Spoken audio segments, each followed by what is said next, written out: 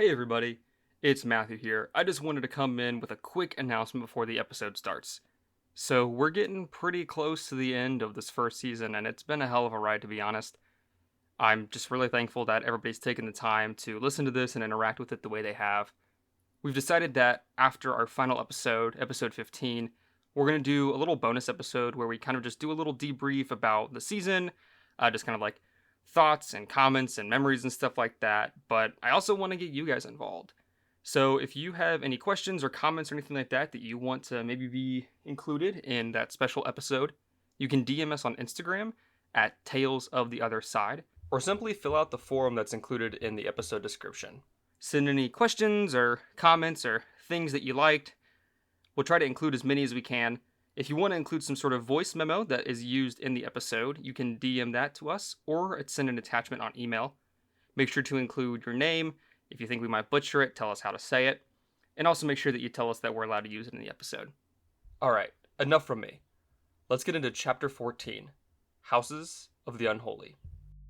Tales of the Other Side may contain explicit language, violence, body horror, and other gruesome descriptions. Listener discretion is advised.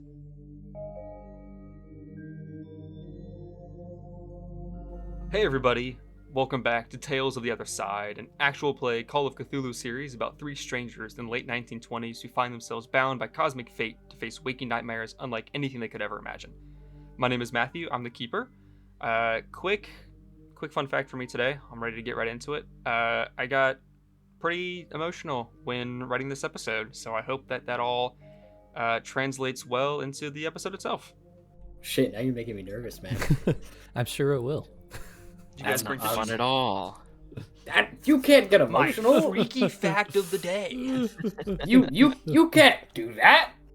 Hey everybody, I'm Nathan, and I play Jonah Thurgood, an investigative journalist. And my fun fact for today is the fact that since I rolled so bad last session, my karma has to have flipped, and I'll roll really well this session.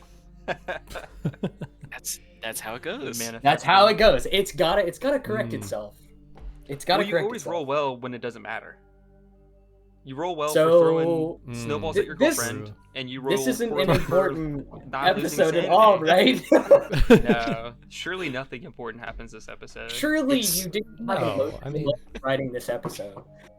It's Jonah Nothing Thurgood's better. Day Off Part 2. Yeah. Yeah. We For need real it. this time. We already made it back to the other side. I feel like that was the hard part. Yeah. This is the epilogue. Nothing matters from here. This is the epilogue. He's gonna get a hammock and just put it between two flesh spires and just start hanging out. Hello, my name is Nick, and I play Archibald Bauer, a professor of anthropology from Boston. And since we're doing fun facts about ourselves today, this is like the first time that it's actually been sunny when we've done this podcast. Yeah. Nice. We've been doing it since October, and it's now mid-April, and we're finally having some sun. It's crazy. It's actually like gorgeous outside. It's been such a nice day. Hey everybody. I'm Noah. I play Adam Whitlock, a archaeologist, a husband, a monster, number one Paul hater as always. My fun fact for today is that I went back home to Delaware this weekend and drove right through where Cedar Falls would be if it was a real place. This is Chapter 14, Houses of the Unholy.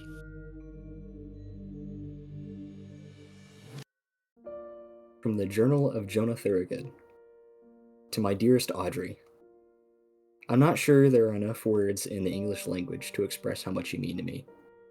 Our time together, while short, has been more than sweet, and my only regret is that I didn't spend more of it with you. You've brought out a side of me that I frankly didn't know existed, and made me a better man. My heart aches, my mind reels, and every fiber of my being is telling me to stay with you, to forget all this madness and make a run for it. But we both know that can't happen, and we never forgive ourselves if we did. Instead, Adam, Archibald, and I are walking right into the belly of the beast. Everything we've done up until now has arrived at this moment, and I don't know that I'm ready for it. but I'm going to try. They say that you know you truly love someone when you give them the world. Well, I can do one better. I'll save it. For you. Love, your Jonah. Oh, great one, I spill his blood for thee. Rick was unworthy to be a follower. He should have died in war like a hero. What a coward he is to let your enemies go. Now show me my adversaries, the ones that make it their task to stop your ascension. Oh, lend me your great eyes so that I may see. No, they're working with that wretched doctor. I curse the other gods that grant him safe harbor. He should have been made into a battery for betraying you. And what's this? They dare commence the ritual in the lake and travel to your sacred home? Oh, how you should smite them. You're right. My apologies. I know better than to second guess your ways. Oh yes, now I see. Jonah is mine. It's weak. It shatters in awe at your holy realm. They're unprepared. Unpromised. Oh, and what's this? Vanderpie escorts them through the wastes of the city. To my brother. Thank you. Thank you for granting me this vision. You are almighty. I must finish preparations. There is much to do. And I now know that you will keep them forever safe in your city. The towering fleshy spire throbs and thrums in the sustained silence within. Liquid drips down from the tip and splatters upon the white metallic floor. You hear this harsh, sharp cry piercing through the air as the small, pale offspring that has been forced from the mother's ovipositor wallows on the ground in a mucousy substance. The smell hits you. It is absolutely putrid. Vanderpie, your skeleton guide across the wastes and into the city, has just introduced you to Gahern and the mother. Gahern smiles. The pulsating green brain that has erupted from his skull squirms around. The mother looks as though she's trying to smile, but the pounds of these wet, fat flesh that makes her perform doesn't seem to allow for much facial expression.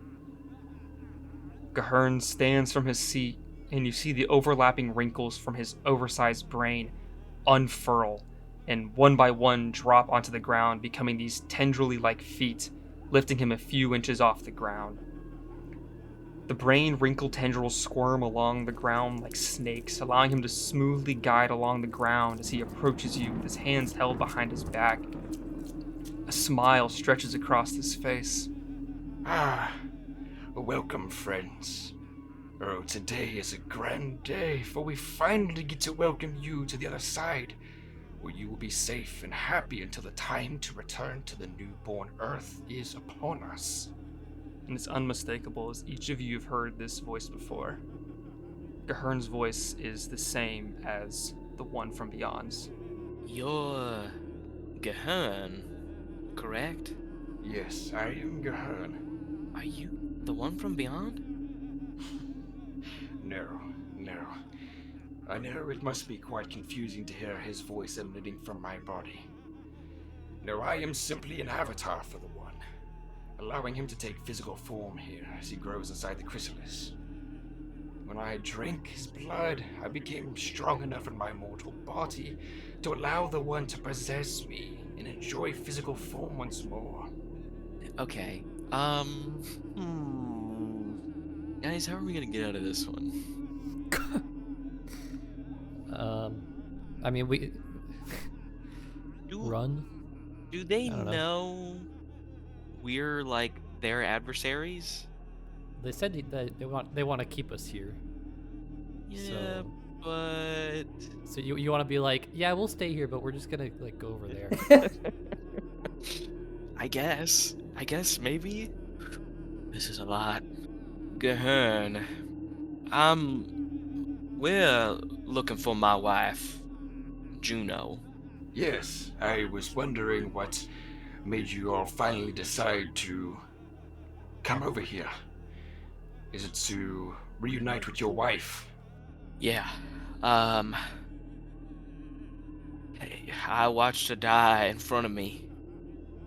I mean, she was ripped in half, and I think from everything Warren has told us that she is on this side. And his brain tendrils squiggle across the floor, leaving this wet trail of mucus, and he just lowers a hand onto your shoulder very lightly, and he just says, I can't even imagine how difficult that must have been for you to watch your wife die. Yes, she is here. She is safe. She is in her residence. When we felt that you had arrived, we informed her that you had also arrived here. Now she is in her residence waiting for you. Archibald, Jonah, will your partners be joining us, or have you made the impossible decision to leave them behind for eternal safety? Well, I tried talking to her, and as you can imagine, it is a difficult decision, but I'm afraid that we had to part ways. It was very, very, very sad, but it's what she wanted. I can only imagine. If it is any consolation, know that there are so many here that share the same belief as you, who would be happy to be with you. I know it. And you, Mr. Thorogood. and Jonah, you have no recollection of having a partner. Him saying this means nothing to you. That thing that was missing from your mind, it's this. You don't have a partner. You've been alone. But just going on the investigation with these two men. Fucking didn't, dude. What the fuck? Jonah, you have no recollection of Audrey at all. I don't have a partner. And it's just been me and these two men. Oh, I see. I apologize for my mistake. Interesting.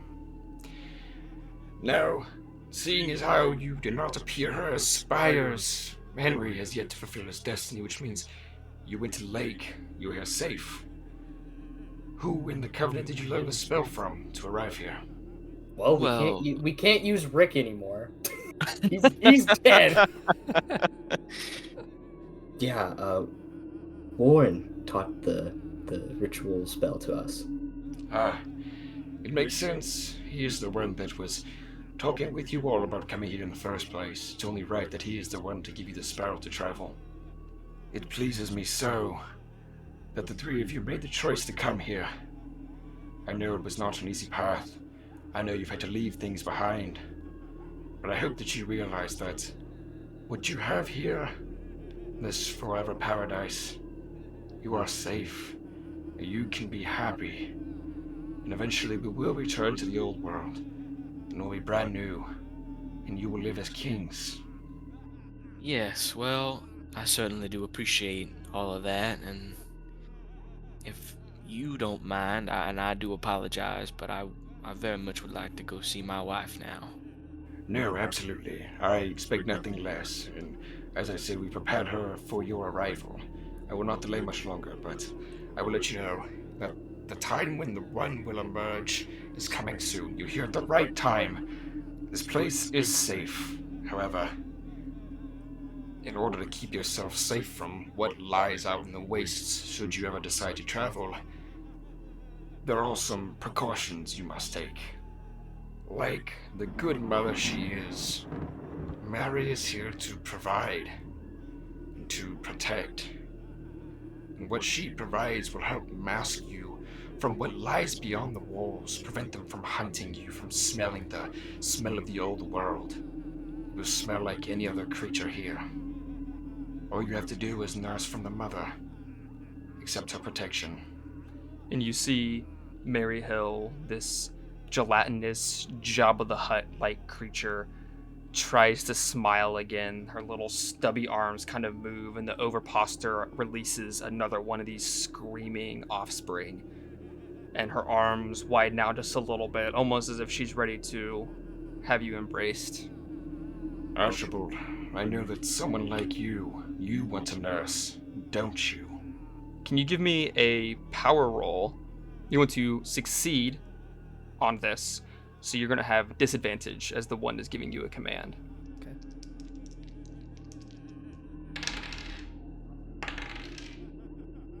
Okay, I do succeed. Literally, I hit exactly 60, and my power is 60. So you feel for a moment this just like urge, like going to your mother when you're a child, and you see her arms out, and you see this saggy flesh, and you feel like for a moment, maybe I should nurse. But then you're able to shake that out of your mind. Well, Gahern, I'm sure I'll have the opportunity later too, but I'm afraid we're still trying to figure things out right now, and I'd rather get everything settled first before venturing further. I understand. But, Adam, Jonah, surely the two of you want this protection, don't you? Both of you guys roll me power rolls. Adam, you have advantage. Please work. God. Please Good work. God, what's my power? 50. I got a 50-50 shot. Good luck. Good luck. I succeeded. I got a 1. Oh, Holy shit. Let's go. Not even for a moment, Adam, do you even feel the remote urge to go and nurse from the mother. You're And damn Jonah, right. for maybe just the slightest second you do, but you quickly shake it off. I'm sorry, Gahern. I will also have to decline at this moment. Sorry, Gahern. I'm not really interested. No problem. Eventually we all nurse from the mother. Eventually we all accept her protection. And you see that the mother, from these folds of flesh, has this slimy, thick, pitch black liquid just sort of like oozing down her skin flabs, and her arms kind of like curl back in over her stomach again, and she looks disappointed. I will say, we might not be interested in this, but we are very interested in seeing Juno. Yes. Once you exit, you will be in the main area of the city. Along the ground there are the pulsing veins of the One. Follow the blue line. It will lead you to the residence of Juno. Thank you, Gahern. You are welcome. As I said, I am most pleased that you all have finally accepted, and that you are here. Enjoy it. Enjoy the peace. Enjoy the protection. Enjoy this paradise. I think Adam is just gonna start walking out of this throne room. Yeah, I'm following. yep. As you guys begin to depart, you watch as some of the tendrils of Gahern's brain sort of like squish back into his split skull, and he lowers himself onto the throne and just smiles as you all leave. And then you step out onto the streets of the city, and you can really tell now that it is set up like a town. There are small huts that have citizens giving out goods, people sitting around in small groups conversing, and others that are entering the fleshy spires that appear to be residences all around you. The sky, still this ever-changing sea of incomprehensible colors, is home to swarms of flying clingers that glide overhead as though they were just ordinary birds. And from beyond the walls of the city, you can still hear the pain cries of creatures you've yet to see. The sounds of pain seem to dissipate almost as soon as they reach your ears, but you can know that they're still here. I look down. Is there a blue line? Directly below the exit of this spire, there are all of these veins that are glowing and seem to pulsate that you can see weave around, and some of them are just like your ordinary, red, green, blue, yellow, and some of them are kind of like the sky, the colors that you just don't quite understand and have a name for. And you do see clearly that there is a blue vein. Okay. We'll start heading that way. While we're walking, though, I'm gonna turn to Jonah, and I'll say, Jonah, well, first of all, y'all, oh my god, I thought we were dead. Me too. I thought that was too, wow, I mean, Frankly, I don't know how we made it out of that. It was certainly a surprising encounter. if I had to drink that stuff, I think I would have thrown up. You two don't know how close I was. I'll put my hand on your shoulder and I'll say, I'm so glad you did not drink that. I'm just ready to be done with this. I don't want this power anymore. We'll get Juno, and we'll get out of here. Fingers crossed that she's as she should be. Yeah, I don't know what preparing her for me means, but hopefully it ain't something, we can't work around. But speaking of, Jonah, back there you said you didn't know who Audrey was. I mean, was that just like something you said to get around talking about her? Or, I mean, you could have just said she was, staying behind. Who's Audrey? Jonah. Look, Jonah, we don't have time to be playing games right now. I'm not playing games with you guys. I don't know who Audrey is. I don't know who you're talking about. You're serious? I'm dead serious. Archibald, I think maybe coming to this place, his episode that he had must have rattled his brain or something. I don't know what you're talking about. I know that we had a little incident, but I'm fine. I'm still here. I'm still walking around with you guys. I'm here to get this done. We're gonna save Cedar Falls. I don't know what you're talking about. I feel like I don't need any games from either of you right now. This is... Yes. No, you're right. You're right, Jonah. We're on a mission. We're here on a mission. Let's just forget. Let's just forget about it. It's not important. I kind of look at Adam like, and I'm like, come on. We're not gonna get through to him. Not important. And I grab you by your shoulders and I say, Jonah Thorogood, you have a special someone back home named Audrey.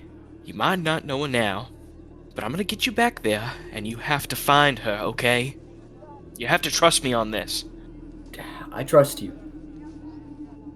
And I will try to find this Audrey. I didn't mean that she's not important. I just meant that's not what we need to focus on right now. Well, right. Okay, let's go get Juno. Thank you for looking out for me. But let's get this done. All right, let's go. You guys walk behind this spire, following the blue vein, and the spire is massive, and you can kind of get the feeling that this is just like the center of the city. And behind it is this large chrysalis, much like the one that you saw beneath the lake in Cedar Falls. However, this one appears to be almost transparent, and whatever is inside of it is almost impossible to discern except for a large eye that's pressed against the chrysalis wall. It seems to be swirling around while the pupil looks all around. These deep vibrations emanate from within. The base of the chrysalis has these glowing vein-like strands of energy that vanish beneath the ground. The same type of veins that the spires have. But the blue vein that you're following leads past it. And as you walk, you can feel this large eye staring at you. As we get closer, how does Adam look? You can feel that you're unwell. You feel sick, almost like you've got a bad fever. Archibald and Jonah, you guys see that Adam looks really thin, like way too thin. He's almost swimming in his own clothes now. His arms and his legs have grown really, really skinny, and his neck seems to have tightened a lot, and you can even sort of see his face, like just the skull beginning to press against his skin. He does not look okay. Adam, are you okay? Are you feeling all right? Don't worry about me. I'm fine. We gotta get to Juno. Put my hand on his shoulder and be like, "We're here for you if you need us."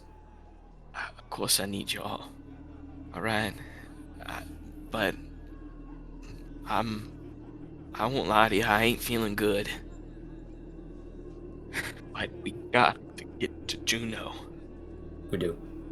So you guys continue once more to follow this blue vein, and it's going beneath this large crowd of people, almost in like a little bazaar. There are all these people that seem just so happy and unbothered. You can't really make out exactly what they're saying, but you hear praise the one, praise the mother sort of lingering in the air.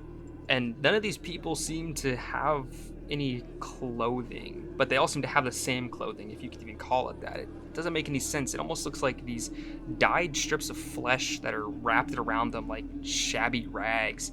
They're all wet and appear to be moving at least a little bit. So whatever they're wearing, it's alive. And this large crowd now blocks you from continuing down the streets and on your way towards the residence. Are they all looking at something? Like, why are they packed like this?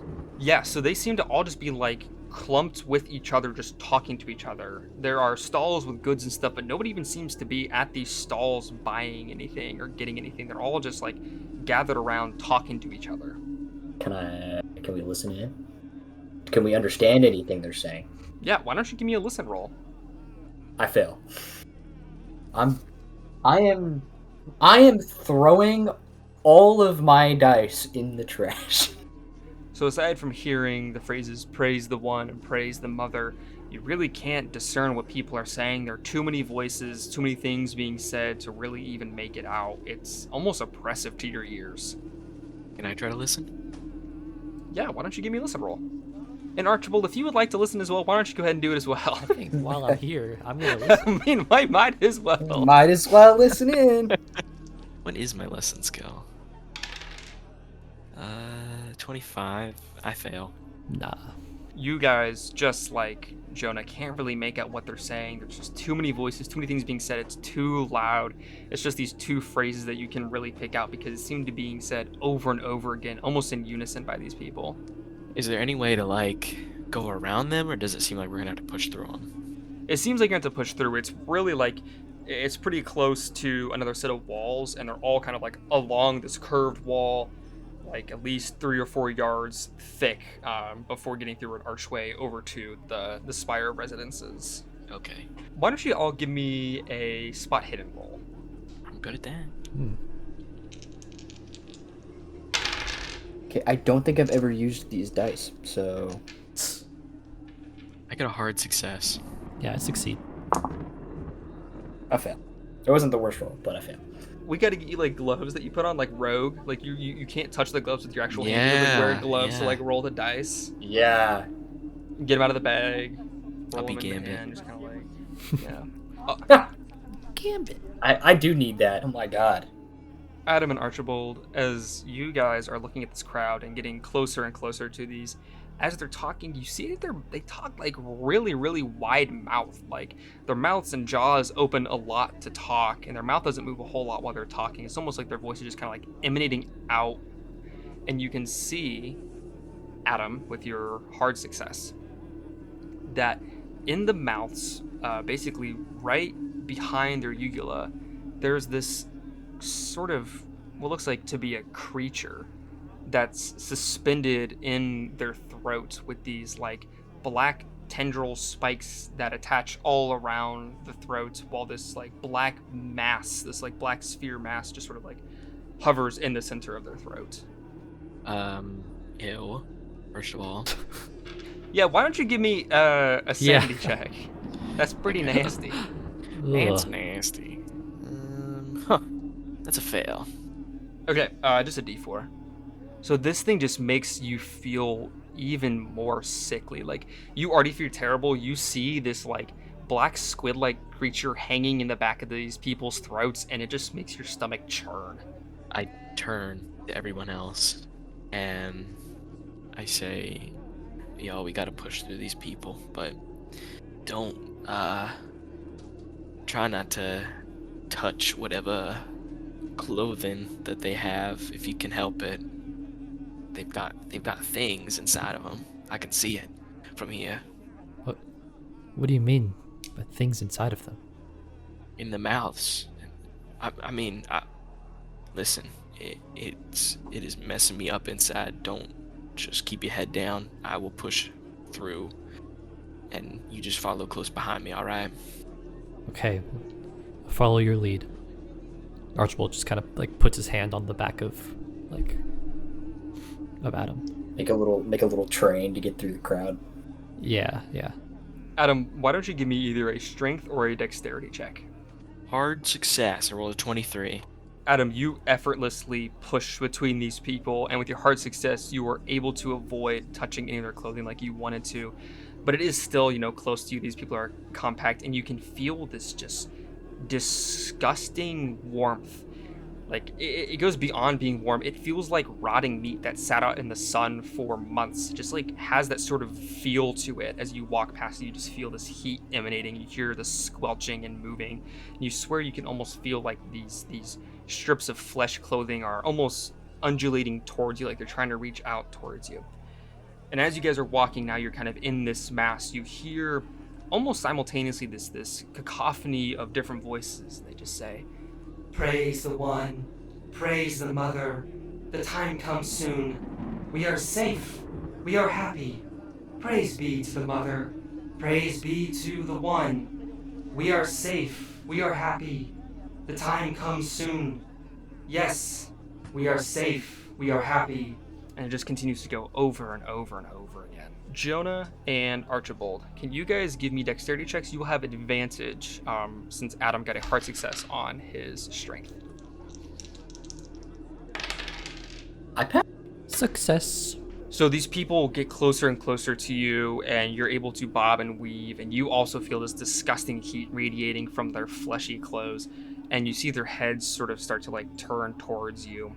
And now you guys see, as their mouths are wide open, these squid-like black undulating goo in the throat that is suspended, and you all feel this sort of vibration emanating from it. There's this hum in the air as you walk through, but you are able to get through this crowd, and you follow the blue path of the pulsating vein that's embedded in the metallic ground until you reach another spire that it completely abuts to.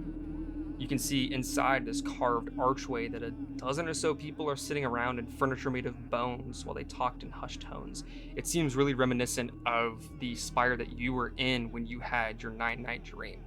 And these people all turn to look at you as you approach, their conversations instantly ceasing. And you see something in them, in their eyes and their faces, that you have yet to see anyone else with on the other side. A sense of humanity. Do we recognize these people? Archibald and Adam, you guys do not recognize these people. Jonah, these are just people from Cedar Falls. And can you give me a intelligence or no roll? Give me no roll with advantage. How are they regarding us when we walk up? They look shocked.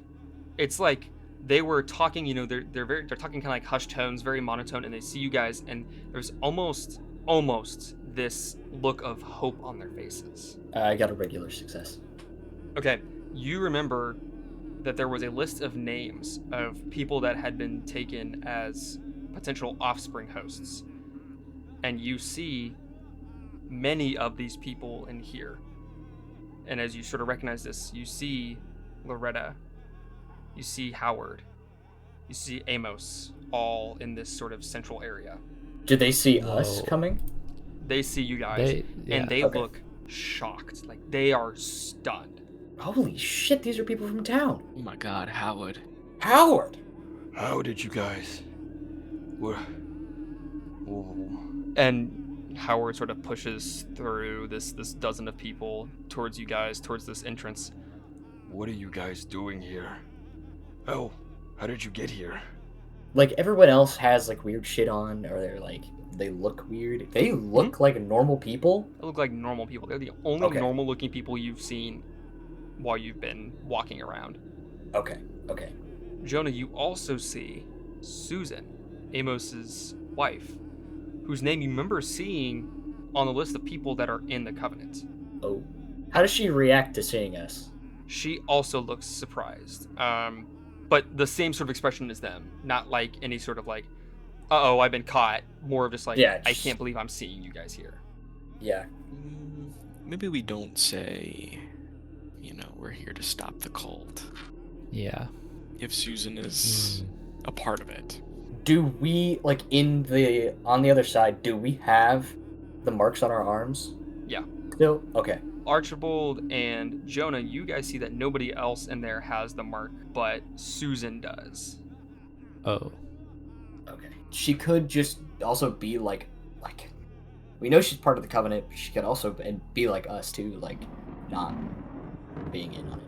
But probably not the case, but that's a possibility. Listen, Howard. I'm looking for my wife, Juno. Is she here? Yeah, she's here.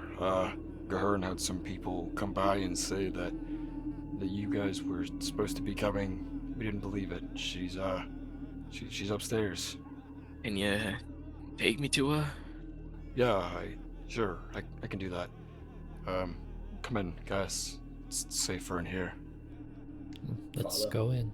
Walk in, and when we walk in, I'm gonna look at Howard. And I'm gonna say, I shot you. It wasn't me. I'm here. You didn't do that to me. I don't know who that was, but it wasn't me, Adam. Okay. Well, I mean, as okay as I can be considering the circumstances. I'll kind of just like bring him in for a hug, and then just like whisper, "We're gonna stop this." Good. That's what all of us are here for. We're resistors. You're taken without consent. Not of our free will. None of us here want to be here. We're ready to go home. Loretta, I am so sorry that this happened. Your son, he's been tricked. What? What do you mean he's been tricked? What happened to Henry? I think if I'm right, nothing right now. And if we can act fast enough, then I think there's a possibility he will be okay. But that explosion on the train, a piece of the one embedded itself into him. No. And filled his mind full of the thoughts of this. He's one of them. No, he wouldn't. He was just hurt. He was just hurt in the explosion, and he wouldn't do this. He. Loretta, it's my fault. No, I it's told not your him. fault. I told him he had to help other people, and he took it and ran. I tried to tell him. I tried to tell him, this isn't Adam, what don't I blame meant. yourself. Adam, don't blame yourself. This is not your fault. This is not my fault. This is not his fault. It's John. It's John's fault. He took him on the train. He was there when the explosion happened. You said this thing is in him now, is controlling him or influencing him. It's not your fault. You cannot blame yourself for this. You did what you could do. I tried to do what I could do. We're gonna stop this, Loretta. We're gonna stop this, alright? You have to make sure my son is okay. No matter what happens. I will try. I will try. I don't care if I'm stuck here forever. I don't care if I have to die trying. I need him to be okay. If everything works, I think he will be. So what are we gonna do about it? How the hell do we get out of here? We got a plan. I'm sorry. We will talk about this.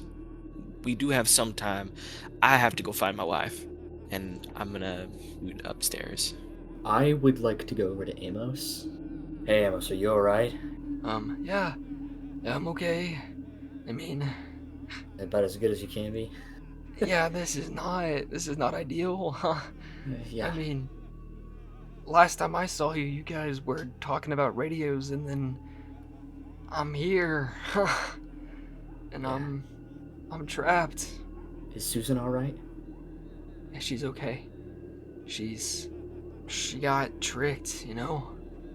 She got tricked into thinking any of this was okay, any of this was real. But she's here now with us. And she wants to go home too. Can I make a psychology roll? Yeah. These dice are also going in the trash. I rolled 100 again. You really just can't discern, I mean, if he's telling the truth or not. It's impossible. I mean, you've got so much going on, that traumatic event that you had as soon as you arrived. Your brain is still kind of fuzzy. He could be telling the truth. He could not be telling the truth. At this point, it doesn't mean anything to you. I think Archibald he'd probably talk to Howard. Yeah, he's gonna go up to Howard and he's gonna say, "Wow, Howard, it's a surprise seeing all these people here. Can you tell me how many people got themselves in this position? How did it happen? I guess I'm still a little bit confused about how all these people got here, like, against their will." Yeah, I mean, there were just so many of us, and there used to be more, but all of us taken or tricked into thinking that we were okay, we were safe. One minute being wherever we are, the next being held in the lake as we're being taken, or waking up here on this other side. They've tried to persuade us that this one is some sort of benevolent savior, and this Gahern is, a prophet of goodness, but I mean, we got here dragged through what they call the wastes, and then taken before that slug-like human, this mother they call her. She excreted and vomited out this mucus substance that they just slathered us in, holding us down while they put it all over us, cocooning us. And it was just awful. The smell was awful. It was so overwhelming that we just couldn't withstand it. We all passed out. And next thing we know, we're awake, perfectly fine, healthy, still in our normal civilian clothes, in this spire. We've been trying to figure out how to get out of here, but we can't seem to figure it out. And then their lackeys, the ones that have nursed from the mother, they came by and said that the three of you were arriving to join us here at the residence. The little bit I interacted with you, I could tell that you guys wouldn't accept this promise. At least not willingly. It had to be good news. Here to save us, or here to stop them at the very least. Stop this oppressive life, even if we're stuck here on the other side forever. I mean, we had to take it as some sort of good news. Wow, Howard. All the lies that they've spewed. I'm so sorry for what you must have gone through, and the pain that you must have been in while you've been here, the fear. But I assure you, your instincts are correct. We are here to save everyone, and we have a way of stopping everything. We have a way, and it's gonna work. Good. I'm ready to get out of this hell. And he kind of just pokes a finger towards you at your amulet.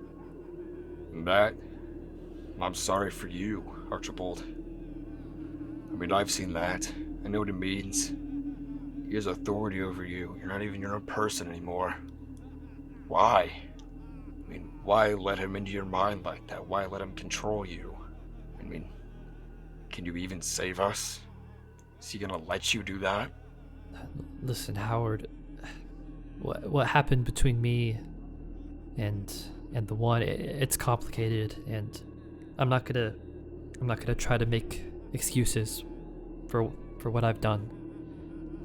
Obviously, you know this amulet means that I have accepted a lot of the one into my life, and a lot of his powers, and unfortunately a lot of his influence as well.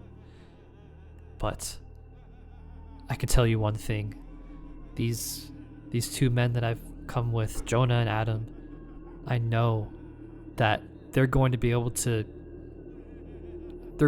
get this thing done, and I will try my hardest to resist. I felt the urge to embrace the mother, and I resisted, and I will resist once again and again until we find a way to get out of here and put an end to this.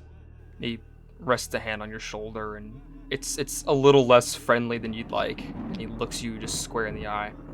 If he tells you to stop us from saving ourselves, I'm not gonna be able to save you. And I'm sorry, but I swore to help these people. I swore to help them leave. I ain't letting anything get in the way of that. I really, really hope it doesn't come to that. Archibald just nods like he understands. And Adam, you've ascended this sinew walkway just like in your 9-night dream, that thin fleshy strip that goes from the first floor to the second. And I mean, you're almost running up this walkway, and you get to the second floor and you see another group of people, but right there is Juno. Juno?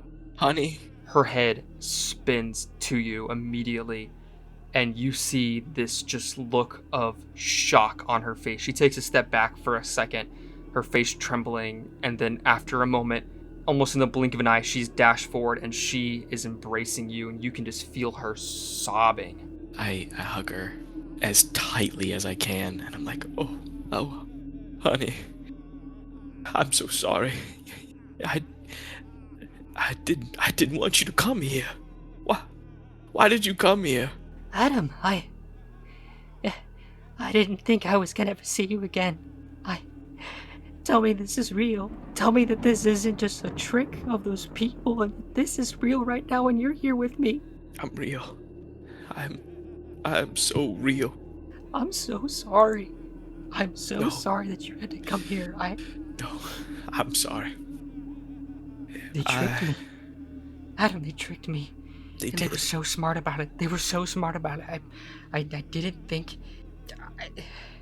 They sent a letter in your pen. I mean, it was identical.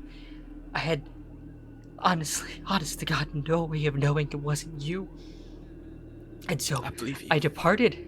I went to sightsee, and then they approached me. They said that they knew you, and that they could give me to you faster. And I knew something was off. I told them no, and they continued to push me with it, and I continued to tell them no, I refuse. And eventually they grabbed me, and they just threw something on the ground, and the next thing I knew, I was in this church underground. I wanted to come find you. I thought it was you. I really, really did. We have a plan. We're gonna get out of here.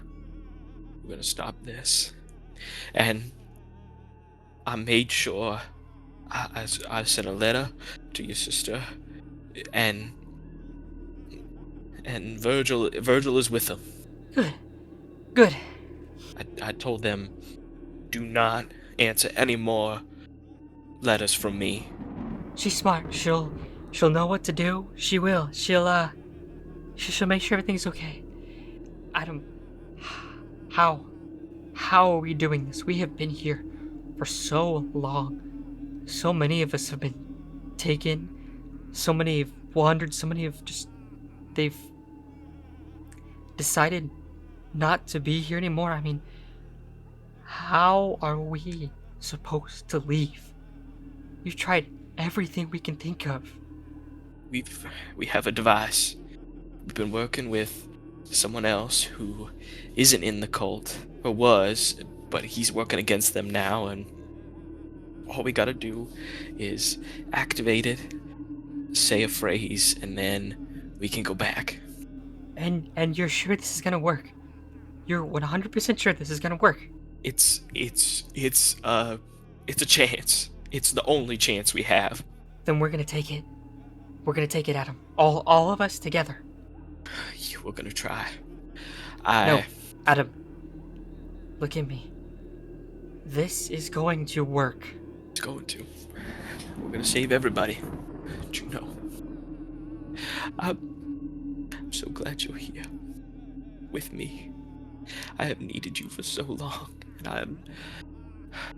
I have not been a good husband to you. No, stop it. That is not true, and you know it. You are scared, and that's okay. But it is not okay to say that you have not been a good husband when you have been nothing but a good husband. You have helped us, you've provided for us, you have been amazing. Do not let for even a minute your brain to tell you otherwise. This is why I married you. I know. And she grabs your face and brings you in for a kiss. I love you. And this is going to work. And then we're gonna go home. And I am not gonna let you go on any expeditions for a while. And we're gonna stay and we're gonna be happy on the farm with Virgil, okay? Yeah. We'll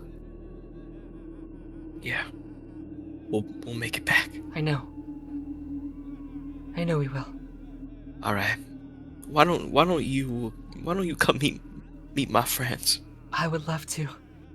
I'll introduce you to Jonah and Archibald, and I'll take her by the hand and lead her downstairs. Archibald and Jonah, you see as Adam comes down with Juno. They're holding hands. She has her head resting on his arm as they walk down. And you see that even though Adam looks so sick, there seems to be this tiny bit of life that has returned to him. Y'all, this is my wife Juno. And Juno, this is Jonah. And this is Archibald. I'll reach out to shake her hand, and it's a pleasure to meet you, Juno. And she pushes past your hand and grabs both of you and brings you both into a hug. You feel her crying, and she, between sobs, just says, Thank you. Thank you for keeping my husband safe. And for bringing him back to me. Thank you. Thank you for being a part of Adam's life. He's told us such wonderful things about you. You are his whole world. And he's told me so much about both of you as well. How good of friends you are, how you've kept him safe in times of trouble, and how you just kept him grounded. I can't thank you enough. I really, really can't. Alright, everybody's here. We don't have to go to a different place to use the device, do we? We can just throw it anywhere. I don't think it matters where. Then this kind of like communal room that we're in, Adam is just gonna be like, alright everybody, let's get everything out of the way and we'll start. So you all begin to clear this space, moving these bone furniture to the side, making enough room in the center of this common space for the device. So Archibald will go to the center of this room and set down the tiny device, and will start casting the spell to enlarge it.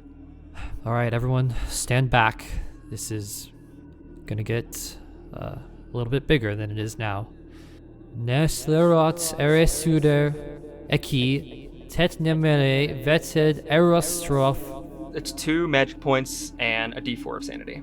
And your amulet helps you to reduce the sanity loss. What is it? You have to roll a power roll, and if you succeed, then you negate some of the damage. Before losing sanity, I can make a power roll. Yeah. Okay, yeah, I succeed. So then that just halves my sanity loss. Yeah, it'll have whatever the sanity loss is. I will lose 2. As this device enlarges, it suddenly grows to be about 7 feet tall, and it stands there in the center of this room, waiting for you to activate it. Yeah, so Archibald will pull the lever, and then he'll say, all right, that's 1 spell down. This one should hopefully activate everything. Net fark ened erevitska, ted ekurb gem al, etilf am net fark. And the device starts to whir to life. It is another 2 magic points and a d6 of sanity. So as the device whirs to life, rumbles as this power begins to course through it, that spike at the bottom slowly begins to descend, ready to anchor itself into the metallic ground of the alien atmosphere. You see the tip begins to grind into the metal and begin to sink further and further as it anchors itself into this ground. And there's a flash of brilliant green light. It blinds you for a moment. And when it dissipates, the glow stays in your eyes for just a moment, and you see 2 silhouettes. When the glow finally leaves your eyes, you see 2 figures in front of you. Gahern and the mother. Gahern's brain tendrils walk him forwards as he clasps his hands behind his back. And the mother, she hovers about a yard off the ground. Her heavy, flabby, wet flesh sinks down a few inches from her body and just drips this thick liquid as she levitates. Do you really think I'm that stupid? I know Harling sent you and what you're doing. I just needed you all to feel like you're going to win. So when I ripped it all away from you, it hurt that much more. And in your dying moments, before you become little more than fuel for my ascension, you'll remember just how close you were to completing your task. You mortals are such small-minded fools. Can everybody give me your initiative? Oh shit! Why is there boss music playing right now? So there is going to be, I'm kind of doing like D&D of like swarm rules. So these people in the crowd are going to be considered like a swarm. They're going to have a HP, if it goes down by like 25%, then, a quarter of the people that are in this room with you guys are dead. 50, blah, blah, blah. Juno is not a part of that swarm. No, she is, but she's at like the end of it. Like She's the last it's like of this the one. characters like in the Clone Wars when like the main characters are in a gunship and then like the random clones are, and you're like, well, they're gonna die. So Yeah. the Okay. named people that you guys have interacted with are at the bottom of the list of those people. Got it. The device is currently powering up. The energy has started to crackle between the discs. It's going to take 5 rounds of combat for this thing to fully activate and you guys to be teleported back. Okay. Easy peasy. That we can survive 5 rounds. I was like, shoot, we have to fight gods, but no, surviving 5 rounds, I have faith. You have to fight gods for 5 rounds. Well, yeah, but I don't have to kill the god. I'm gonna Right. kill God. As Gahern has just said his little thing. One-liner. Yeah. The tendrils in his brain kind of like shoot up and squiggle out like these snakes that are alive. So there's some that are on the ground keeping him held up. There's some that are kind of out, like basically ready to attack. Don't worry. I have taken care of the Harding problem. See, everything we've been working for, it will not be a futile attempt. We'll pave the way to a better world with your blood. And Archibald, your blood is safe. You'll work with us. All right. is Gahern's turn. So for our audience, here is the order of initiative. It's Gahern, Archibald, Jonah, Adam, the mother, and then the group of innocents. I am rolling to see who Gahern is going to attack. Adam is 1, Archibald is 2, Jonah is 3, the swarm of civilians is 4. I'm using a d4. I rolled a 3. No! Thought so. As soon as you rolled it, I was like, 3's gonna come up. And you even switched it. I did. I'm not even using the Witcher dice. You, what the fuck? His head slowly turns towards you. He has this just devilish smile on his face. You may not remember your loved one, but she will remember you, especially when I toss your lifeless corpse back to Earth and she mourns you, knowing that you never remembered her. He's going to do his constricting mind attack. So he is going to use his first attack to tendril at Jonah. I rolled a 1. What the? This is an extreme success. You have to What? roll a Is that 1. even possible to dodge? You have to roll a 1. I have to roll 1. And you've done it before. You've done it a couple I've done times. More than most of us, probably. I've also rolled hundreds more than most of us. And if you get hit, it does full damage because it is a crit. Okay, come on, roll well. Please tell me that's a 1. No, but it's really good. It's an 11. Oh, That's 2 1s. that's I know! once. He It's double once! dodges. I'll have a singular luck point left. I'm burning all my luck. You're down to 1 luck. God. 1. Yeah. God. Okay. Dude. Since you guys both got extreme successes, it's going to cancel out. You dodge. You're safe this round. You went down to 1, right? Yeah. Okay. So then, yeah, it's going to cancel out. So that means with his second brain tendril, let us pray. He attacks Jonah. He gets 2 attacks per round. He's a god boss, y'all. We're gonna die. The good thing is, he hits and does a lot of damage, and then you guys get to retaliate. You know what I mean? There's 4 of you against 2 gods, so the odds are pretty Guys, good. this might be it. Adam, as soon as you see Jonah hit the floor as this brain tendril flies over him, all of a sudden from your peripheral vision, you see this thick, slimy brain tendril flying towards you. So it is going to attempt to hit you now. He got a 25, which is a hard success. I get hit. I failed. So it is going to do 1d4 plus his damage bonus. So as this thing slams into you, you take 4 damage, and it kind of like knocks you off your balance, and then this tendril starts to wrap around you, constricting you like a boa. Can you give me a dex check? Fail. You are now constricted by this brain tendril. He starts to lift you into the air. It wraps around your body and your neck. You gasp for breath. Roll me a d4. 1. You are immobilized for the next round. And each round that starts, you're going to lose an additional d4 of hit points. And you have a minus 20 to any skill that involves speech or concentration. So you guys watch as this brain tendril chokes out Adam, lifts him up. He's struggling to breathe, but he can't even move to grab his neck. His eyes are bulging. His thin body seems to be crushed under the weight of this single brain tendril. Archibald is gonna try to shoot the tendril that's holding Adam Oh, okay, cool. to try to, like, hopefully free him for his turn, basically. Sure. I got a hard success. So you ready your pistol and you take a shot, and it slams into this tendril, bisecting it. Adam, you flop to the ground, this tendril still around you, but weakening a little bit and flopping all around you. The part that is still connected to Gahern's brain retracts into it, and you see him sort of wince a little bit. Roll me your damage. Oh my god. I got an 8. Okay. This is really the highest. Hell yes. I'm rolling the opposite of Nathan today. So Adam, you are now flopped onto the ground, this wet, thick tendril, loosening its grip ever so slightly. You take this big gasp for air. You can feel your eyes stop bulging a little bit as the breath returns to you. Jonah is... Hang on, let me check this. You should run into the crowd of people and hide behind them.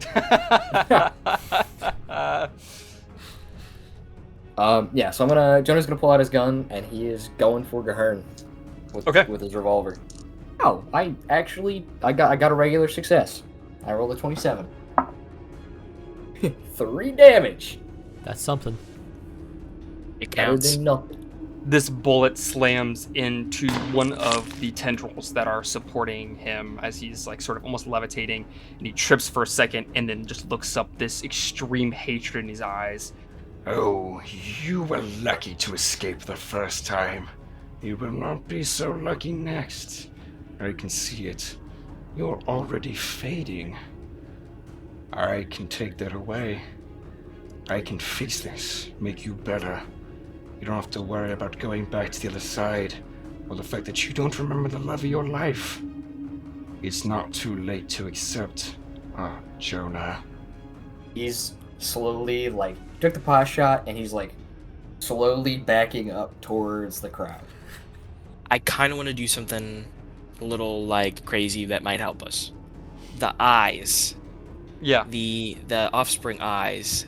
Can I do the thing that I've seen them do and pop them both out to, attack? Why don't you give me a willpower roll? Willpower. This is going to be to pop them out without you, basically shitting yourself.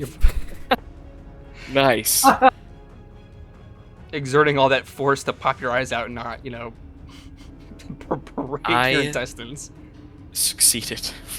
I see a flash in my mind's eye of Jonah just getting eviscerated, and then I get attacked and slammed on the ground. It's like do or die, and on the ground I'm huddled up a bit and focusing everything I have on popping these eyes out of my skull. And they pop out and they hit the floor with this sickening wet squelch, and the nerves that were once attached to your head all of a sudden shoot out in little tendrils, and they come to life, and they let out these little screeches waiting to obey your command. Okay. So it's a 50% chance to hit? Yes. For their nerve whip. I'm gonna have the first one go after Gahern. I got a normal success. His dodge is 50. He got a 36, which is a normal success. This eyeball scurries forward on these little tendrils, almost like the Thing when the head comes off and the arms come out of its head, and it's scurrying around. These tendrils of the nerves on the eye start sprinting towards him, and then do almost a 180 and fly at him with the nerves, and then he just sidesteps it. The tendrils from his brain push him out of the way, and he goes back to normal as the brain skitters across the floor and screeches as it hits the fleshy wall. Okay, I'm gonna have the second one go after the mother. Now she is sort of levitating, but I would say that these things can propel themselves enough to go the yard or whatever that she's levitating. 38, which is a normal success. She has a 10 for her dodge. I rolled a 73. Yes. Okay, on a successful attack, it deals a d2 of damage. It's gonna deal 1 damage. Okay. And she has to make an opposed power roll. Power is a 70. And I rolled a 36. My eye's power is 85. I rolled a 25. If the eye wins, the target is overcome by agony and can do nothing but writhe on the ground in pain. As long as the whip remains embedded in the flesh, it takes a hard strength check to remove the nerve whip. The mother, she's levitating a little bit, and then all of a sudden these nerves fly into her base, where her legs probably should be. She's very Jabba the Hutt, slug-esh, and all of a sudden she just slams to the ground. Can you have the eye make a dex roll so it doesn't get crushed under her? I rolled a 5. Oh, dang. Okay, so you should be fine. Its dex is an 80, so that's an extreme success. No, you're totally fine. Yeah, so her huge body starts to fall, and then the nerves kind of extend a little bit, and it gets out from underneath her. And it is now her turn. She is going to attempt to remove these nerves. You said it's a hard strength, correct? Hard strength check. Okay, so she like takes her pudgy little arms and she tries to reach underneath her to try to grab these tendrils out. So she needs to get 20 or lower, We might do this. and that is a 16. No. What? Stop it! Stop rolling well! Okay, well her turn's over, But her so turn's it's fine. over. With her tiny little pudgy arms, she grabs the nerves and wrenches them out from her stomach. You dare to attack your mother? No, no, this won't do at all. It is now going to be the swarm of innocent civilians. So they are kind of looking to you guys, and you just hear Howard say, Which one? Which one do we take care of for you guys? Deal with the mother! We'll deal with Gahern! Come on, let's make this count. they are going to attempt to attack. They got a 92. Dude, you're rolling good for the wrong people! What? I know! Okay, so these people are going to try to hit her, and she starts to levitate again, and they all kind of just like biff as she lifts up, and she just lets a little like wet, gross chuckle burp out of her throat. Dude. You can't No. be fucking serious! Wait, he. No. Are you Hold serious? on, hold on. He moved towards the mob, so maybe there's like. I some did move sort of- away. So he has Okay. to move to get to He me? moved away. Then the mob Is this moved a- up to hit the mother. So Is are it a you melee moving with the attack? mob? It is not a melee attack. I just... Then you hit him. Yeah? Then yeah. I mean, Yeah, yeah. it's a 3. It's a 3, so that's gonna be Jonah. I think Matthew hates Maven. Damn. No, I don't think do that. so, too. He rolled I'm his not even die. rolling the Witcher dice. I'm His not all even rolling the threes Witcher died. dice. Yeah, put your dice I'm back rolling out. my We'll do- D3, where it's Sir, all I'm D3. feeling very targeted right now. You hear, Jonah, this humming crackle of energy, and all of a sudden this bolt of electricity springs forth from his hands and flies towards you. So as this green bolt of humming electricity blasts towards you, give me a dexterity roll. I got a 27. I got regular success on a dex. You take 1 damage as this bolt sort of like bounces off the metal ground and like weaves its way over to you. You can kind of like feel it in your legs for a moment. You're kind of just like stuck in place, and then it dissipates. Okay, so for his next attack, for this one, Archibald, he sort of looks at you. Why not join? You have all this power. He'll rip it from you. You don't want to do this. But I also have ways of persuading you. And you see these tentacles start to like come out of his chest from almost like this cosmic portal, and they're gonna shoot towards you as he uses Call from Beyond the Cosmos. He has to make a dex to try to aim at you, as these tentacles are just like flying crazy around. You got a 20. It's okay. I can take it. He can take it. It only does 5 damage. I think I'm just gonna aim at Gahern, try to shoot him. All right. Can I use luck on an attack roll or no? Not an attack, no. Okay, then I fail. So this bullet flies towards him, but the tendrils that are acting as these legs just kind of like propel him backwards and to the side a little bit to completely dodge it. And he just smiles. Archibald, you are fighting for the wrong people. You know you want to join us. So join us. Can you give me a power roll with disadvantage? Oh boy. Yeah, I fail. You feel something in your mind click, and now the mother and Gahern are your allies. So for the next round, you will be attacking Adam, Jonah, or the crowd.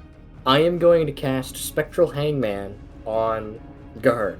It costs me 8 magic points, so it costs me all my magic points, and it costs me a d6 plus 2 sanity points. As he's casting this, he's gonna run around the other side of Gahern to like his behind him, and cast this thing behind him. An ethereal blue noose comes out of his wrist and wraps around his wherever the hell his neck is. Tartan Okay, cool. So why don't you roll me a d4? 3. So for 3 rounds, he will be noosed up. So Jonah now is behind Gahern. He has cast this spell, and this shimmering blue noose is wrapped around Gahern's neck, yanking him down a little bit. He grabs at his throat, and you just hear him say, How dare you use Ryo magic against me? First attack, I almost fumbled. Almost fumbled. What'd you get? That would have been a misfire too. 99. You got a 99? I did, yeah. And it's not a misfire. I'm gonna say that your second one's gonna be with disadvantage then. If you fumbled, then I didn't your fumble. Second shot. A fumble is anything above a 98. Oh shit. Okay. A misfire is 100. Yeah. Got Or it it. might be 97. Anyway, So my eyeballs. let's get those bad boys to do something. One of them is going to attack Gahern once Okay. again. 35 to tenta whip. He's gonna take 1 damage and roll a power against my power. His power is an 85. A 17! 17. Which is an extreme success. Okay, well yeah, I rolled 77. It's a normal success. These tendrils shoot into him, and then they can't seem to do any sort of additional damage to him, and he just looks furious as he's being choked by this spectral noose and stabbed in the back with these tendrils. I got a 42. That's a normal success. Okay, her dodge is really stinky. It's what did I say it was? It's a 10. She got a 36. She failed. So she'll roll power. She got a hard success on her power roll. Okay, she's gonna take 2 damage, and I'm gonna roll my power. You said she got a hard success? Yes. I just got a normal. So these 2 eyes have attacked. You have shot with your shotgun. It is now the mother's turn. And she glares at you, Adam. I know you. I know your true mind. I know your true self. You are my child. And her pudgy little hands kind of unclasp from her flesh, and with one of her pointer fingers, she kind of just does like a come hither motion. Become my child. Become the beautiful thing you were meant to be. You are mine. And you feel, Adam, inside of you, things begin to change. It's going to take 1 round for you to fully become an offspring. However, if you pass a hard power check, you can extend that by an extra round. Okay, I'll try it. Hard power? Mm-hmm. Nope. At the beginning of her next turn, you will become an offspring. I turn to look at Juno, and I just keep my eyes locked on her until then. And as she goes to sort of because this swarm of people are about to go and attack the mother, she, kind of shifts her position and makes eye contact with you and just has this expression of what is she talking about? All right, this group of civilians, they are going to try and attack the mother. They got a 21. That is going to hit. They do max damage, and they hit the mother for 6 as they all grab shards of bones and knives and stuff like that they have around this place, and they start just destroying her flabs of flesh that are just spilling out and secreting this disgusting mucus. No, stop.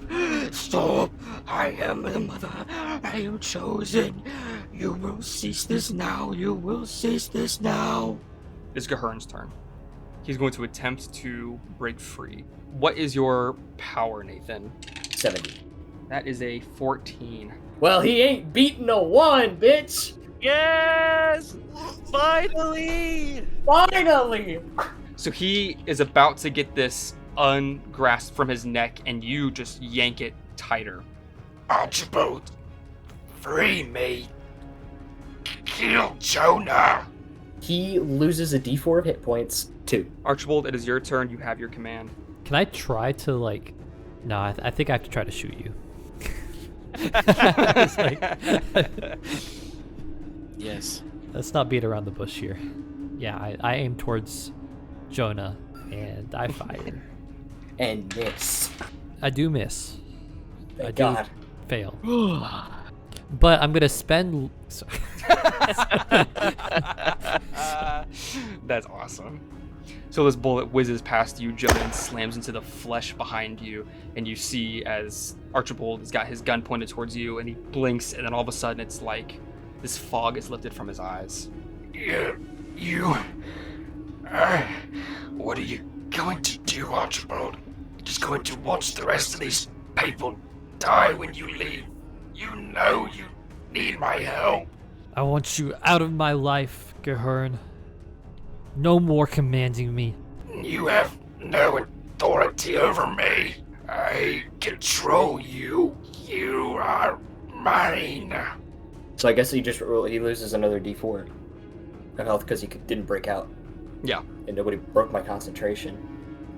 When it tightened just now, how much damage did he take? Did you say 2? I think it was 2 damage that he 2. said. Yeah. Yeah, too. And then he takes another 3 on this round. Okay.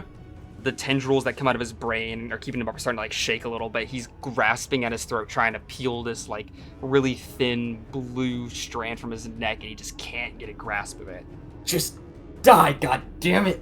And I'm just like wrapping this noose around my arm just to give myself more leverage. When I get out of here, you are dead. This is my last turn as Adam. Holy fuck. I'm just gonna toss, like, the shotgun to Juno and fucking slip the brass knuckles on and go straight for the brain on Gahern. Give me a throw roll.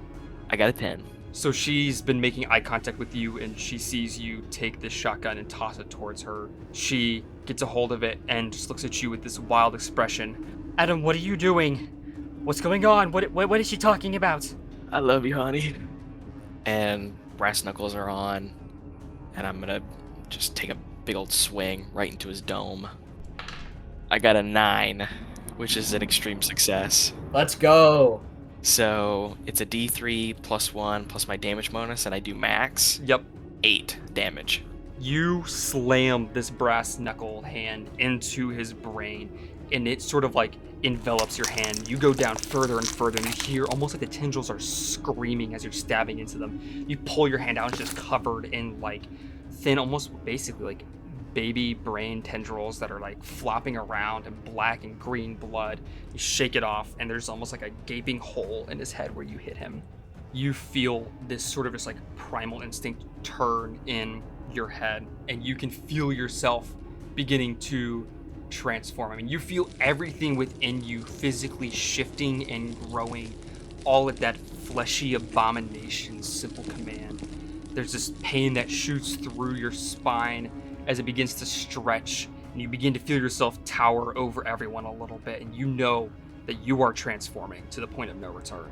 I just want to try to get as far away from Jonah or Archibald as I can. I'm gonna like stumble back into this crowd, and my eyes are gonna go. I'll start with the mother this time. Oh, I got a 7. Okay, yeah, she failed her dodge. He's gonna take 2 damage, and opposed power roll. I got a 15, which is also another extreme success. Let's go! She got a 94. Let's go! The only thing she can do is writhe around in agony for as long as the whip is inside of her. She has to make a hard strength check to remove it. Perfect. And the other eye. The other eye is going to go after Gahern. My attack is, I think I miss. I rolled a 54. Yeah, the attack is 50, so it misses. Yeah, these tendrils go towards it, and they kind of like slip on the mucus that's been excreted onto the ground. And Adam, just take a step back closer to the crowd, you feel these 2 spiked tails suddenly sprout from your back. This 3 sets of mandibles start to protrude from your mouth. Your head is rapidly expanding as more eyes protrude from your skull, and you're fully becoming an offspring. you already feel this internal primal instinct thrumming against your brain, yelling at you to protect the mother, protect the pack, and kill the outsiders. I'm only looking at you now, and I think that's probably the last thing I say before I fully turn is just, Juno! And the mother, you can hear this like wet excretion of fluid as it splatters down to the ground, leaving this oozing trail. And to your disgusting offspring mind, the smell is comforting. It smells like home. You feel like this urge to go and lap it up. It is now the mother's turn. She is going to once again attempt to remove these from herself. So she needs to get a hard strength check. So she needs to get a 20 or lower. She got a 20 on the dot. So once again, she takes these pudgy little hands, grabs the tendrils, and just yanks them out from her flesh. And she looks over at you with this evil smile stretched across her face. And this time it really does seem like she's able to form this basic human emotion. There's this pure malice burning in her dull yellow eyes. And she says, "Child, you are mine, and forever you shall be mine." You feel sacks of wet eyes grow, sprouting from within you and rise to the surface of your skin. You can see all around you in this nauseating 360-degree field of vision. You see the faces of your friends and of Juno as your vision begins to close. Give me a power roll. 5. A extreme fucking success. Oh my god. You take on this Let's form go, Noah. mid-transformation, holding back for a moment as you become a half offspring, half human hybrid. In the next round, you will regain enough consciousness to fight with your friends as an offspring before you lose full consciousness as Adam. Oh my god. Wow. Oh my god. Huge. The swarm of civilians are going to attack, and I'm going to be using Juno with the shotgun. Juno watches you begin to transform into this human offspring hybrid, and she's going to shoot. She sees you and then just misses as she stares in awe at you, just absolutely baffled. These tears in her eyes. Adam, what is going on? Adam, no. Adam. I'm sorry. I love you. And she begins to cry. Gahern, ignoring the fact that he cannot get this noose from himself, is going to take the hit of the spell. So he's going to have a negative 20 to casting the spell. He is sick of being made a fool of here, sick of being enthralled by your spectral noose, and he is going to turn to attack you. Oh no. As you've got this noose around him, the tendrils from his brain sort of push up a little bit. He begins to sort of stiffen, and you just hear him croak, You are all my power. and he forfeits both of his attacks. Raise a hand forward, and I am going to assign numbers. Archibald is 1, Jonah is 2, Juno is 3, Loretta is 4, Howard is 5, Amos is 6, Susan is 7, and then 8 through 12 are other random civilians in this pile. So I rolled a 7. So you watch as instantaneously Susan stands there in the crowd and then turns into this flesh puddle on the ground, and her form begins to rise, taking on a mini spire that begins to glow. And you see the tendrils from Gahern's brain glow as well as he powers himself. Bro's like, battery, bitch. So his HP increases, all of his skills gain +5, and his build increases by 1. So he gains back 3 HP. He's got a +5 bonus to all of his skills, and his build is now a 2. I'm going to turn to Gahern. I'm going to use a spell. I'm going to shoot tentacles out of my chest at Gahern. Yeah. Whoa. Fuck yeah. And you can do you can upcast up to 3 tentacles. I don't have that much magic. Well, that's underwhelming. Luck? Can you spend luck? I don't know Yeah, if I... because it's just a to dex roll. aim? Yeah, Oh. because it's just using dex to aim, I'm gonna Oh. let you use luck to Yeah. do it. Yeah, definitely. I'm going to spend 11 luck to make this a success. Lucky number 11 in this game, man. It does some damage. I'm gonna roll sanity loss. Oh yeah, do you want to do your power roll to try to reduce it? Yeah. I'll do that because there is a cost to failing this, but I think I'll be fine. Oh, okay. I think I'm gonna spend 27 luck to succeed this roll. Join Because why not? Join in the big helps, Now's bro. the time. Yeah, it's now or never. Okay, so now I will roll my sanity loss, and okay, I'll only take 2. But then it also says if the target fails a strength or a dex roll, they are knocked prone. So he's gonna have disadvantage on that because he is still restricted for this last round. So is it just a normal success or is it a hard success? Just a normal success. Okay, he has to get a 70 or below. It's either a 18 or a 22. So he succeeds. This spectral tentacle bursts forth from a portal in your chest and slams into him, dealing damage, and it flops to the ground and dissipates. I am sick of you all using my power against me. How dare you? I will ensure long, painful existences for you and your loved ones. I swear it.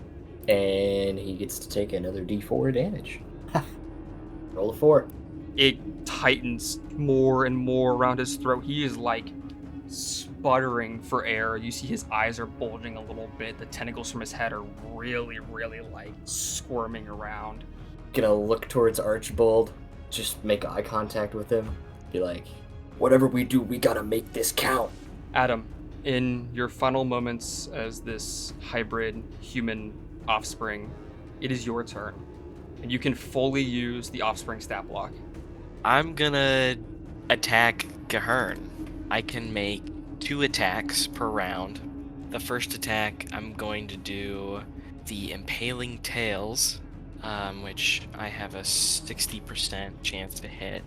And he is no longer restricted, right? Because your round is over. It just says, the target is immobilized, gasping for breath for 1d4 rounds or until the target succeeds against it. I got a 3. Well, fail. So these tails dash towards him, and once more, now that he is free, he uses those tendrils from his brain to dodge. You are part of my creation. You will not harm me. I'm going to try again. Okay. And this time I got a 24, which is a hard success. Okay, and that time he got a 97 to dodge. If the tail attack is successful, the target becomes impaled on the offspring's tail and is immobilized, suffering a penalty die on all rolls for 1d4 rounds, or until they sever the tail or pull themselves free on a hard strength check. If they want to pull themselves free, it's gonna get there. They'll take a d4 damage, and they are immobilized for 1 round. So these dual tails stab into Gahern's stomach and start picking him up. I am your creator. You will free me. Oh, I can see it. You'll free me. Because soon, oh yes, soon your mind will slip from Adam back into the beast which I have helped create, and you will free me and kill your wife. Yes, you are mine. I may hurt now, but in the end, you will lose. I like to think one of my tails stabs like through him, and it's just like claws around him, and I just let out this, offspring screech right in his face. The mother is looking between Jonah and Archibald. 1 and 2 is Archibald and Jonah. 3 and 4 is the people in the eyes. It's the people. Okay. It's just the people. It's the Okay, people. we're People, chilling. people. We're chilling. Charlie problem. You remember that black sort of like goo that she was excreting that she wanted you to drink? All of a sudden, like becomes hard, almost like little shards, and they suck into her skin and then burst forth in like a big radius around her. She has a 60% chance to hit him. Good golly, she got a 29. That is a hard success. So it's gonna deal a D4. That's 4, since they are up next, I'm going to roll them an intelligence to see if they're going to try to pull this out or keep it in. We'll try to keep it in if they succeed, because that's what you're supposed to do. If you get stabbed, you're supposed to keep something in you. So they need to get below a 45 or they're going to try to pull these out. All right, it's an 89, so they're going to pull it out, which when they do, it immediately creates these oozing welts that deals an additional d4 of damage. So another 3. You are literally rolling for everything to go wrong. It is insane. And it's going to ooze acid for the next 1d6 rounds. There's only one more round left. You guys see the device, it is powering up more and more, and you can kind of get this feeling that at any point this thing is going to start spreading the energy from the discs and make that shield. But for now, it is Gahern's turn. And he is currently impaled. And can you read me really quick the description again? Can he make attacks and anything, or is He's immobilized. He's immobilized? Okay. He has a penalty die to everything. Pretty Okay, sure. cool. 1 and 2 are Adam, 3 is Archibald, 4 is Jonah. So it's going to be at Adam. He's got a 60% chance to hit, And he has a penalty dice. 44 or a 44. So it is a normal success. Fight back is gonna be my fighting skill, right? Yeah. 65. I rolled a 24, which is a hard success. A d6 and a d4. 4 damage. And then with a second tendril attack, he is going to, same thing. Jonah, this one's coming at you. He got a 3. He has a penalty die. He has a penalty die. He does have a penalty die. Okay, so it's a 3 and a 23. So you have to get a hard success or an extreme success. Yeah. So, I guess if I spend my last luck, I have to get a 13 or below. Yeah, I did not succeed that. I rolled 2. Just 2 damage? That's it. You're freaking That- out over nothing. I was alive! waiting. I was He's waiting. alive! I was waiting for you to go 2 Plus plus 2. Jonah, will you give me a dexterity check? An opposed dexterity check. Still failed. It also failed. Okay. So you are not going to be constricted then. So this thing slaps you, does 2 damage, goes to wrap around you, and then Adam pulls his dual tails back and brings him back a little bit so the tendrils just barely miss you. Archibald is gonna look at Gahern and he's gonna say, "Look, you know you've already lost. I can see how weak you are from here. To think you gave us all this power for it to just be used against you. I'm gonna make you an offer." You will make me an offer. How charming. You know you're in no position. I can see how you're struggling. We want to go home. More than anything else, we want to go home and to be safe in our home. I'm willing to give up my powers so that we can all safely return. If you relinquish all your power, I promise you, these fools you surround yourself with that came here as offspring hosts may return safely. I make no such promise for you, Adam and Jonah. Everyone else will be free to go. I look at Jonah. I'm sorry if I'm gonna no longer be of use to us, but I think I have to do this. I think I'm gonna take the dagger out, take the amulet off from around my neck, and stab it. You stab your knife into the amulet and it breaks that crystal, and you feel in your mind suddenly you do have that authority that you didn't have so long ago in chapel when you saw his true name, and now you may speak it to hold the authority to fulfill your promise. Ye Marateth. No. No. No. Ye Marateth. This is your name. I see it now. I give up all power that you had. Return it to myself, and your friends may return home. But should you ever try to draw upon my power again, I will kill you. And you feel immediately all this power that the one has given you is gone. Do I like lose my vision again? Like, I need to Yeah. have glasses. Like, So all that stuff. anything that you may have gotten from Yeah. him, your stats and stuff like that are gone. Your magic points are reduced. And I need you to give me a sanity check as you feel like literally part of your soul ripped from your body.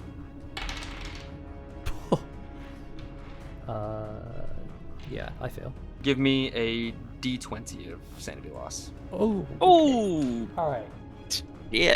Here, Holy I don't have a fuck, d20 on me. Never use this stack. I'd roll one with you. Even 10. So you lose 10 sanity as a part of your soul, your very life essence is ripped from you. Give me a intelligence check. Oh well, I got a 6. That's a Oh, extreme. You wanted one of my rolls on that roll. Archibald, you drop to your knees as you realize that part of yourself is gone. You are like down for the count right now, just on your knees, vomiting on the ground as blood from your eyes, your ears, your nose just starts to like splatter on the ground. And you drop your gun as well. Will you roll me to see how long you are going to be in this madness? 9. The next 9 rounds, you are in this bout of madness, just on your knees, vomiting and bleeding. And then can you roll me a d10 to see how many hours of underlying insanity you will have? 5. Okay, for 5 hours after this, you will be underlying insanity. I'm gonna use what energy I have left and take my gun back out and take a point blank shot at Gahern. I miss. Got a 90. So you go to shoot, and just the waving of the offspring's tails kind of like takes him out of your path of trajectory. He's still kind of stumbling a little bit after that slap to the face. Adam, you are transforming now. Like, basically, the rest of this round for you is fully going from being a hybrid human offspring to a full offspring. okay. The tentacle that's like immobilizing Gahern, does that retract out now? Yes, it does. You're right. Yeah. So as you fully are turning into this, like you feel this instinct of, I cannot hurt this man, and your tails relinquish the grasp that they have around him. When they pull out, he's gonna take a d4 of damage. 4 damage. The mother, again, she is going to try and absorb this black goo into her body, harden it, and shoot it back out. Okay, she's going to do it at the group. They're going to take 2d4 because they already are doing bleed or acid, poison, welt damage, and then this as well. It's another 8 damage to them, which means they're down to half of the people that are left. You watch them as these people are impaled by these hardened black spikes, and they instantly collapse to the ground. Their numbers are dwindling fast. Adam, this device whirs so loud that it almost hurts your ears. You see the purple energy crackling between white metallic discs, and a sphere of energy surrounds the whole thing, and it pushes you out of this protective bubble as you're now deemed a product of the other side. All the sounds around you grow dim as you hear your own heartbeat dully thudding, and you have one last moment of consciousness. Archibald and Jonah, the two of you, along with those who have survived from the group, are pulled towards this device as this shield of energy surrounds you. And you see Adam as his last moments of Adam's consciousness start to fade. And Adam, as the surrounding world grows dark and your animalistic instincts fully take over, for one last time, you see the face of your wife, of Jonah, and of Archibald. They're safe, and then they're gone. And then for you, Adam Whitlock, the world fades to inky blackness. Jonah and Archibald, as you guys get your bearings, you find yourself back in the pharmacy with half your group without Adam. There's a deep rumbling from outside that shakes the foundations of the pharmacy, or what's left of the pharmacy's foundations. The place looks like it's been caught in a war zone, and maybe it has. Everything is crumbled, destroyed, and smoldering. There are hieroglyphics smeared in blood all around, creating a sort of shimmering barrier that blocks the outside world. What's beyond the barrier has lost most of its saturation and appears almost sepia. The only colors are this nauseating yellow-green of the sky and hundreds of these vents in the ground that expel bursts of purple energy. A blood-choked cough catches your attention, and you turn to see Dr. Harding leaning against the half-dilapidated wall, clutching his stomach where 2 ceremonial daggers are embedded deep into his flesh. It's time for you to finish this. I'm sorry I couldn't do more. Bethany, Audrey, they're safe at the farmhouse. Dr. Harding slumps further onto the ground. He lets out a wheezy breath. There isn't another inhale. Adam, as darkness fades, you find yourself suddenly standing in your kitchen back home. You're with Juno, making breakfasts, and you see that a teenage boy sits at the table eating. Juno turns and with a smile says, Virgil, honey, will you go make sure your brothers are dressed? He nods, puts down his fork, and leaves the kitchen to go down the hall. Juno turns towards you and kisses your cheek and looks just as radiant as the day that you married her. Did you sleep well, darling? Yeah, well, I had a strange dream. Is all. It was sort of a nightmare. You know what? I don't really remember. I just know it was scary. You were there, I think, and so Jonah and Archibald too. Well, that's the good thing about dreams and nightmares is that eventually we wake up and they're over and we're safe again. And we're safe, Adam, because of you. All of us, forever. We're safe now because of you. What do you mean by that? You know? Well, honey, it was a dream of sorts, but it was also real. Everything that happened, it was real. And there was something inside of you that was different. They used it against you, and now you're not you anymore, but your mind has constructed this for you forever. Self-preservation. You don't have to see the horrific things that might happen. As far as you're aware, for the rest of eternity, we're all happy here together. You get to live out the life that we've been wanting. Adam kind of lumps a bit in his chair and smiles and looks like up at Juno and is like, so does that mean everybody's safe? Yeah, they all made it out safely. Those of them who survived the attack from the mother, they're back in Cedar Falls and they're safe now because of you. I'm safe now because of you. I'm not me anymore, then. I can't see what's going on. I'm sorry, honey, but no. I wish, but at least we get this, right? The 5 of us together and we all get to be happy. We get to be safe, and as far as you're aware, you never have to see any of the horrors of what may happen on the other side. Everything that you know is here in this house, on this farm, all of us together. I'm not there. I mean, you said this is my mind. No. You know what? Honey, you've done so much. I mean, you deserve to be happy even if you don't get to physically be there and have it. You don't have to live with a tortured mind forever.